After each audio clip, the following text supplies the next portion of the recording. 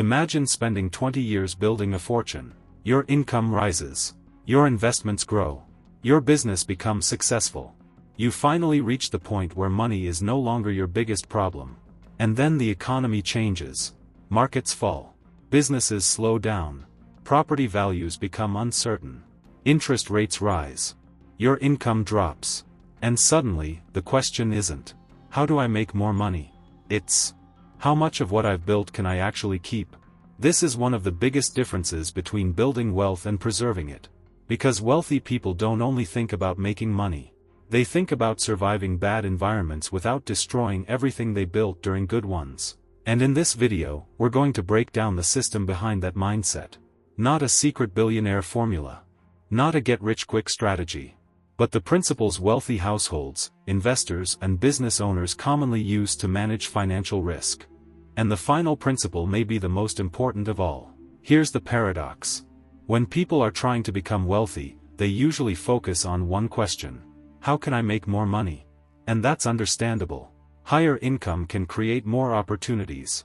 A successful business can create cash flow. Investments can grow over time. But once you've accumulated meaningful wealth, the equation changes. Imagine two people.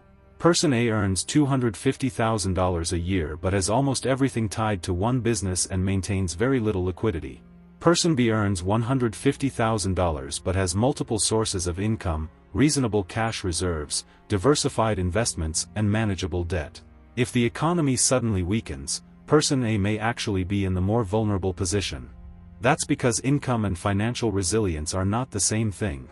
A large paycheck can create the appearance of security. But real financial strength comes from having options. Options when your business slows down. Options when markets fall. Options when an unexpected expense appears. Options when your primary income disappears. This is why wealth preservation is less about predicting the next crisis. And more about making sure one bad event doesn't become a financial catastrophe. The first principle is simple. Liquidity. Liquidity means having resources that can be accessed when you need them without having to sell long-term assets under pressure. This matters because financial emergencies rarely arrive when everything is going perfectly. Imagine owning a valuable investment portfolio. On paper, you might look wealthy. But suppose the market falls 30% at exactly the same time your business experiences a major decline.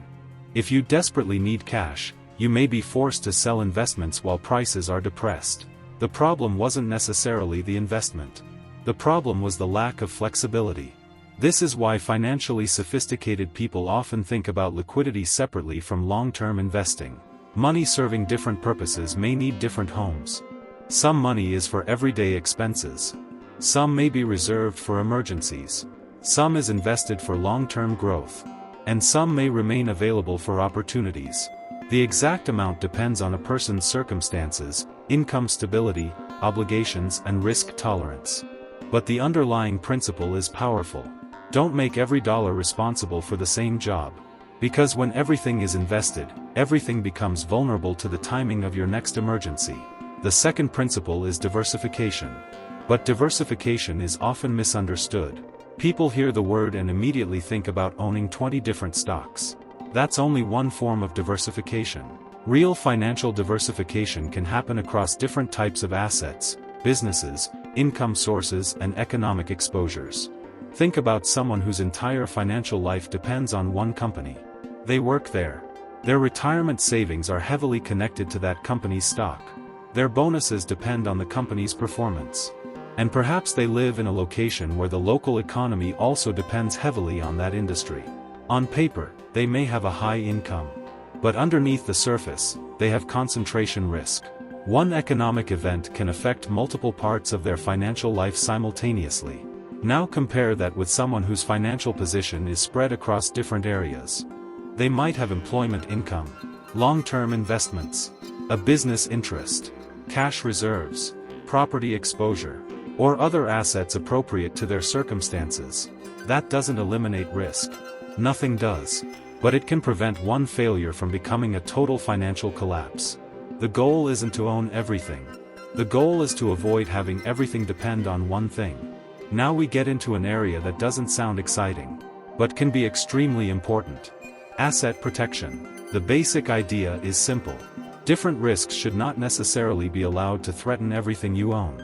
For example, a business owner may have business assets, personal assets, contracts, insurance policies, and legal structures. Those things can have different purposes and different forms of protection. But here's where you need to be careful. Asset protection isn't about hiding money. It isn't about avoiding legitimate taxes. And it isn't about creating complicated structures simply because someone on social media said wealthy people do it. Proper structures depend on the country, laws, type of business, and individual circumstances. That's why legal and tax professionals matter. The broader lesson is what matters here. Separate risks where appropriate. If you operate a business, the risks of that business are not necessarily the same as the risks of your personal finances. If you own property, there are different risks associated with ownership. If you have significant assets, insurance can also play a role in transferring certain risks. Wealth preservation isn't just about investment returns. It's also about reducing the number of ways your financial foundation can be damaged. The fourth principle is debt. Debt isn't automatically good. And it isn't automatically bad. What matters is what the debt is attached to, how much it costs, how reliably it can be serviced, and what happens if your income falls. This is where leverage becomes important. Leverage can magnify gains, but it can also magnify losses. Imagine someone earning $200,000 a year. They have a large mortgage, a luxury vehicle loan, several credit balances, and expensive lifestyle commitments. Their income might look impressive, but their financial structure requires that income to continue every month. Now imagine another person earning the same amount but with lower fixed obligations and stronger reserves. If both experience a 25% income reduction, they don't experience the same problem. One person may have room to adjust. The other may immediately start cutting into investments or taking on more debt. This is why wealthy financial thinking often focuses on cash flow, not just net worth. A person can own valuable assets and still have a liquidity problem. They can also have a high income and still have fragile finances. So when evaluating debt, ask, what does this debt cost? What does it produce? How flexible is the payment? And most importantly, what happens if my income falls? That's a question worth asking before the economy forces you to answer it. Here's a principle people often overlook. Before protecting your investments, you may need to protect the machine that creates the money. For many people, that machine is their career. For an entrepreneur, it's the business. For an investor, it's the portfolio. For a professional, it might be their skills and ability to generate income. If your income is your biggest financial asset, losing it can be more damaging than a temporary market decline. That's why financially resilient people often think about employability, skills, business relationships, insurance, and multiple forms of financial support. Consider a highly paid professional whose entire career depends on one specialized skill. If technology changes the industry, that salary may not be as secure as it once appeared. But someone who continuously develops valuable skills has another layer of protection. The same principle applies to entrepreneurs. A business shouldn't simply generate revenue. A resilient business needs systems, processes, customer relationships, cash management, and the ability to operate when conditions change. This brings us to a deeper idea. Wealth isn't just what you own. It's also your ability to keep creating value. Now here's where wealth preservation becomes psychologically difficult. Economic downturns can create fear, but they can also create opportunities. The problem is that most people struggle to distinguish between the two. When markets fall, headlines become terrifying. People hear, everything is crashing. Get out now. This time is different. And suddenly, rational financial planning can disappear. But sophisticated investors don't necessarily ask, is everything going down? They ask, what has actually changed? Is the underlying asset damaged? Has the business model deteriorated? Has the investment thesis changed? Or has the market simply become more pessimistic? Those are completely different questions. And this is why preparation matters. If you have liquidity, manageable obligations, and a long-term plan, you may be psychologically better positioned to evaluate opportunities. If you're financially stretched, every downturn feels like an emergency. Preparation gives you something extremely valuable: the ability to think while everyone else is reacting. That doesn't mean buying every falling asset. It doesn't mean trying to predict the bottom. And it certainly doesn't mean taking unnecessary risks. It means having enough financial stability to make decisions based on analysis rather than panic. But there is one final principle that connects everything we've discussed. And it's not cash. It's not property. It's not stocks. It's not even diversification. It's time.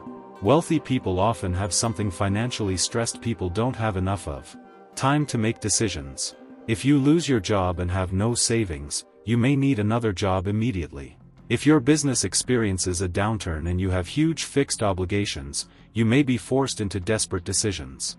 If your investments fall and you need the money next month, you don't have the luxury of waiting.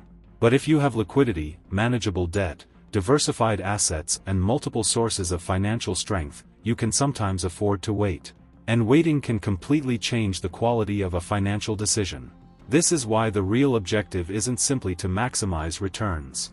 It's to build a financial structure that gives you options. Options are a form of wealth. The ability to say no. The ability to wait. The ability to change direction. The ability to survive a bad year without destroying the next 10. That's what financial resilience really means. So let's turn everything into a simple framework. Before worrying about becoming wealthier, ask yourself 6 questions. Number 1. Do I have enough liquidity to handle an unexpected disruption? Number 2. Is too much of my financial life dependent on one income source, one company, or one asset? Number 3. Are my major risks appropriately insured and structured? Number 4. Could I survive if my income dropped significantly? Number 5. Am I using debt to build something productive, or simply financing a lifestyle? And number 6. If the economy became difficult tomorrow, would I be forced to make decisions immediately? These questions don't guarantee financial security. Nothing does. But they can expose weaknesses before a crisis exposes them for you. Because the smartest time to build financial resilience isn't when everyone is panicking. It's when things are still going well. The biggest financial mistake isn't always failing to make enough money. Sometimes it's building wealth without building the structure necessary to keep it. A high income can disappear. A business can struggle. Markets can fall. Property can lose value. Unexpected expenses can arrive. But a strong financial system is designed around one simple idea. One bad event should not be powerful enough to destroy everything you've built. That's the mindset shift. Don't only ask, how can I become richer? Ask, how can I become financially harder to break? Because real wealth isn't just the ability to make money. It's the ability to keep your options when conditions change. And that's where financial freedom becomes much more than a number on a screen. If you're ready to put these ideas into action, download the Billionaire Wealth Blueprint. It walks you through the complete step-by-step system. The link is in the description and pinned comment. And if you want to take this one step further, watch the next video. Why millionaires don't depend on one income. Because protecting your wealth is only half of the equation. The next question is, how do you build multiple financial engines in the first place? I'll see you there.